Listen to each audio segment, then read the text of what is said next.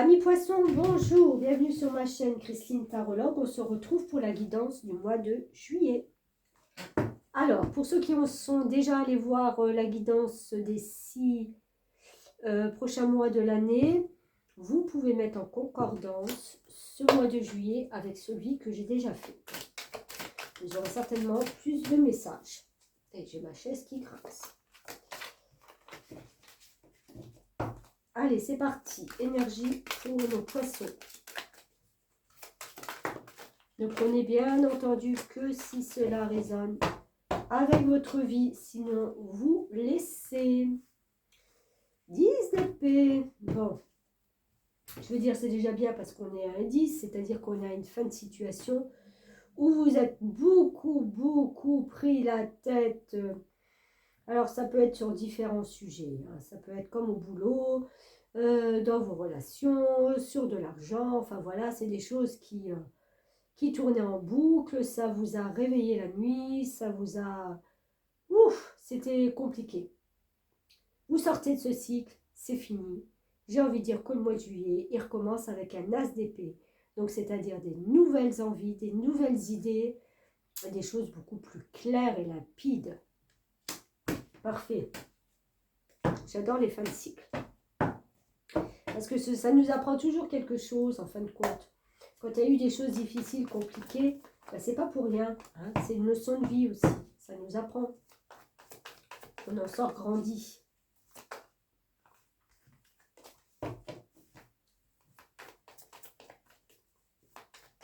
Alors, qu'est-ce qu'on a d'autre pour nos poissons?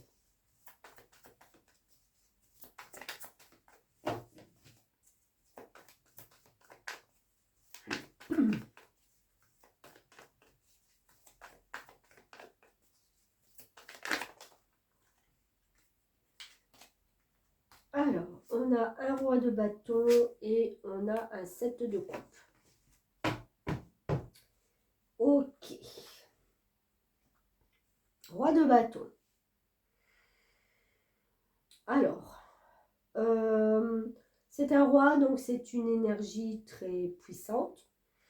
C'est du bâton, c'est du feu.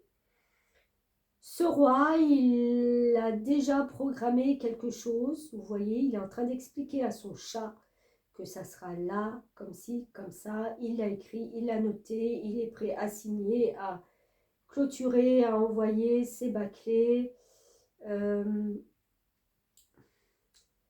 C'est même acté, parce que le roi d'épée fait des projets dans sa tête, mais il n'y a rien de concret. Là, il y a des choses concrètes qui vont se réaliser pour vous. Forcément, puisque avec un as d'épée, hein, puisqu'on sort de ce 10, donc on a un as d'épée des nouvelles idées, mais là, on les met noir sur blanc. On concrétise les choses. Par contre, ça vous amène à faire des choix. Vous ne pourrez pas tout prendre, vous ne pourrez pas tout amener, vous ne pourrez pas transporter votre vie d'avant dans ce nouveau challenge, dans ce, voilà, ce nouveau projet. Vous allez vous retrouver en face de plusieurs choix. Ils auront tous le même goût, la même texture. Vous aurez du mal à choisir. Elles seront tous valables à vos yeux. Malheureusement, il faudra choisir à un moment donné. Vous serez mis, vous serez confronté à un choix.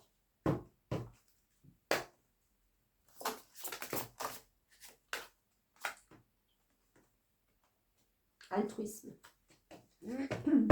Alors, je vais vous lire les messages. Déjà, on a le 9, on parle de voyage et d'ouverture.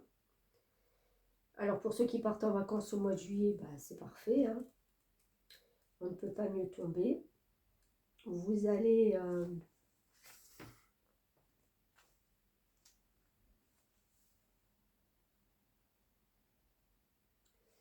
vous allez avoir une ouverture de conscience, je pense, due à un déplacement, un voyage. Quelque chose qui va faire tilt. Alors, le 9 est de nature généreuse et humaniste. C'est un grand idéaliste, souvent rêveur, qui aspire à un monde meilleur pour l'humanité. Il se plaît à imaginer que les hommes sont tous reliés les uns aux autres et qu'ils peuvent se donner la main. Il aime voyager, non pas comme le 5 dans le but de se faire plaisir, mais plutôt pour comprendre ce qui différencie les peuples, la diversité de leurs coutumes et de leurs traditions. Ses voyages préférés sont ceux qu'il peut faire dans l'astral, car il s'évade souvent par l'esprit. Il a besoin de développer ses connaissances en s'informant, en suivant des cours ou des formations, ou tout simplement au travers de ses expériences personnelles. Il est attentif aux plus démunis et peut déployer son altruisme en participant à des œuvres caritatives. Il est profondément dévoué, désintéressé. Il pense sincèrement que les autres doivent passer avant lui. Si vous avez tiré le 9, vous avez probablement quelque chose d'important à terminer. Peut-être s'agit-il de mettre un terme à une situation ou une relation qui ne vous apporte plus rien de positif ou qui ne vous convient plus. Le 9 vous invite à boucler la boucle afin de passer à autre chose. Vous voyez, c'était aussi ce 10 d'épée. Cet oracle indique que la date du jour est propice pour faire profiter les autres de vos connaissances ou vous inscrire à des cours ou à une formation. Je donne et je partage avec les plus démunis, cela me rend heureux. Je prends aussi soin de moi en sachant que je le mérite. Nous sommes tous reliés à la source d'amour infini. Très beau message.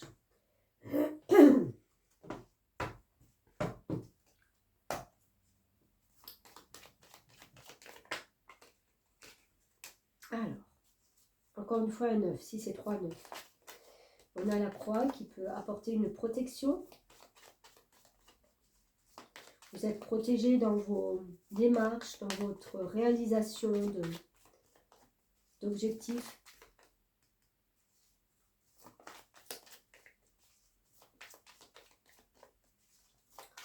Une situation qui va s'éclairer.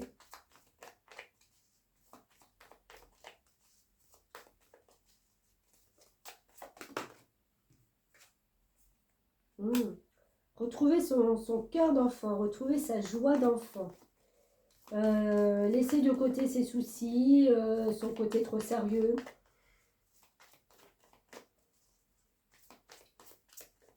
C'est voir, là, au mois de juillet, justement, votre vie avec les yeux d'un enfant. S'émerveiller de tout. Se déconnecter de son mental. On a les livres, on a une connexion nouvelle, peut-être encore une fois sur un apprentissage, sur des connaissances, des choses qui vous manquent. Le 8, c'est l'argent et le matériel. 6 et 2, 8.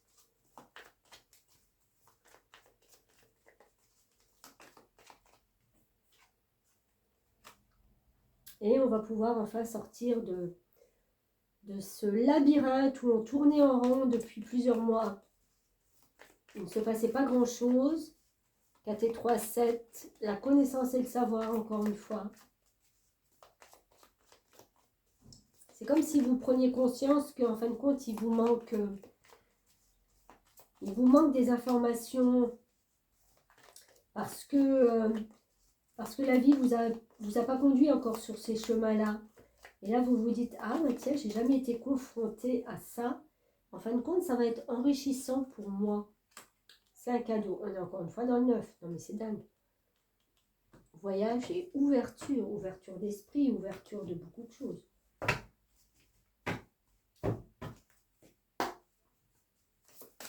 Alors, un petit message de l'oracle des fées. Je terminerai en tirant quelques charms, comme je l'ai fait pour les autres.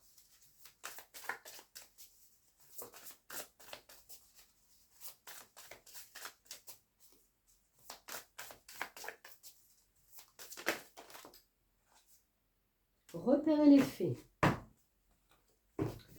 Alors, il est temps de chercher à voir les faits. On dit que voir, c'est croire, mais en réalité, le contraire se vérifie. Croire, c'est voir. Joli message. Allez, je vous lis le reste. Avez-vous déjà vu une fée? Cela se pourrait, mais vous avez essayé de l'expliquer par la voie de la raison. Ou vous y croyez peut-être à part entière, ou mieux encore, vous êtes on ne peut plus convaincu de leur existence. Elles peuvent se présenter de multiples façons.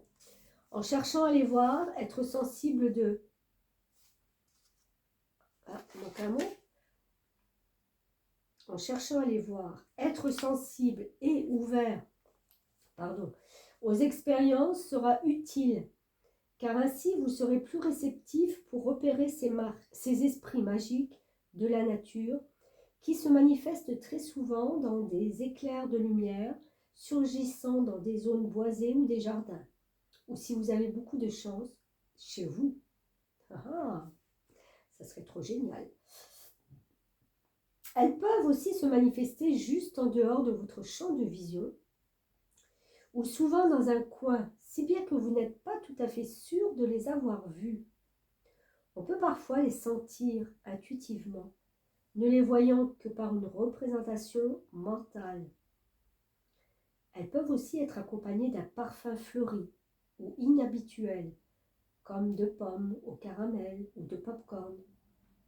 Si elles se présentent sous leur forme intégrale, elles vous accordent un véritable privilège, car elles se méfient des êtres humains à juste titre.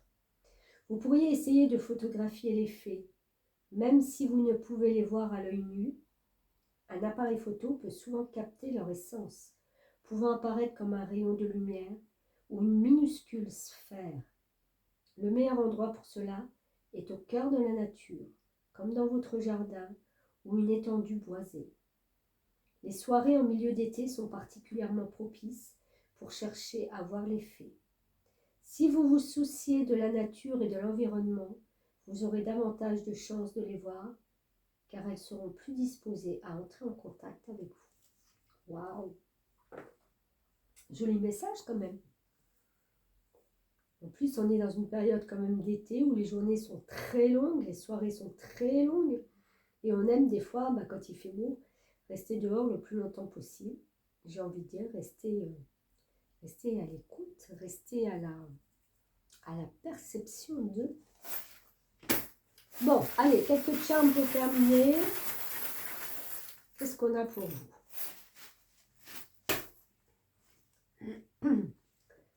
Une note de musique. 2 cœurs enlacés. Une étoile de mer. Un palmier. Ça sent les vacances. Une licorne. Une couronne. Un triangle. Et un carreau.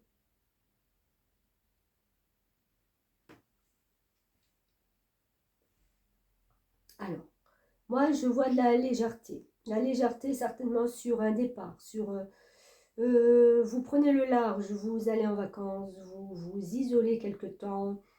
Il y a cette notion de se retrouver peut-être entre amis ou avec son âme sœur, d'être dans la légèreté, hein, les notes de musique, voilà, on prend du bon temps, on est bien, quoi. La licorne, animaux magiques, hein. C'est un animal qui porte chance. La licorne, c'est un... Comment je vais dire ça?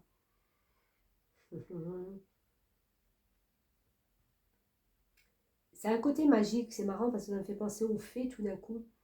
C'est un côté magique. Donc vous pouvez chevaucher, j'ai envie de dire, sur un côté très mystique, très spirituel. Il y a de la magie dans tout ça. Il y a de la magie qui va s'installer dans votre vie.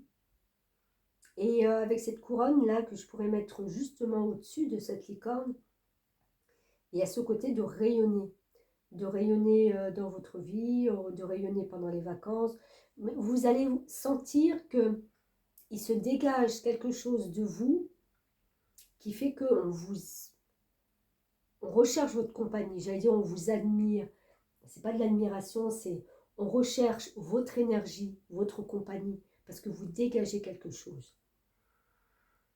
Et ces deux-là, vous voyez, ils peuvent s'emboîter très bien. Ça fait penser à un puzzle où soit vous êtes en connexion avec quelqu'un, c'est comme si ça s'emboîtait très bien. Vous avez les mêmes idées, les mêmes envies, les mêmes projets. Malgré une différence. J'ai l'impression que quelqu'un est peut-être plus en avance par rapport à l'autre, mais ce n'est pas un problème. Ce n'est pas un problème ni pour un ni pour l'autre. J'ai envie de dire que celui qui n'est pas aussi avancé n'en prend pas ombrage et ne se sent pas diminué pour autant. Et celui qui est peut-être plus avancé dans sa vie, dans sa perception, peut-être, je ne sais pas, admettons qu'on a quelqu'un qui travaille et quelqu'un qui est en études ou en formation ou sans travail, il y a tellement cette alchimie, cette concordance que ça ne pose absolument pas de problème. Je vais juste en tirer une sur... Ouais, on a l'étoile, le coquillage, pardon. Je veux dire l'étoile de mer, non, c'est le coquillage. Ça me fait penser à la coquille quand elle est fermée. Est-ce que vous ne vivez pas un petit peu en autarcie avec quelqu'un? C'est vous deux contre le monde entier. Pourquoi pas, hein?